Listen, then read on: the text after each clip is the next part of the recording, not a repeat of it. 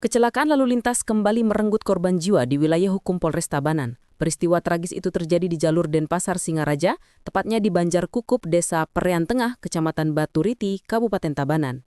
Kecelakaan terjadi pada Senin siang sekitar pukul 2.30 WITA, melibatkan dua kendaraan, sebuah sepeda motor Honda Vario dengan nomor polisi DR6985ZO dan mobil pickup Daihatsu bernomor polisi DK8171UD.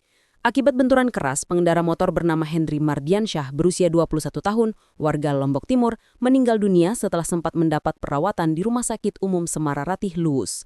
Sementara penumpangnya, Lucy Rahmawati, 26 tahun, asal Cirebon, mengalami luka serius di bagian tangan dan kaki. Kecelakaan diduga terjadi saat sepeda motor yang dikendari korban melaju dari arah Singaraja menuju Denpasar. Saat hendak menyalip kendaraan di depannya, pengendara diduga mengambil haluan ke kanan melewati marka jalan.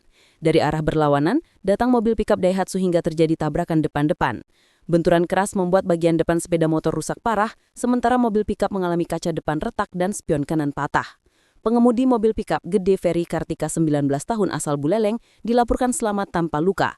Petugas kepolisian yang menerima laporan langsung mendatangi lokasi kejadian untuk melakukan olah TKP, mencatat identitas korban dan saksi, serta mengamankan barang bukti untuk penyelidikan lebih lanjut.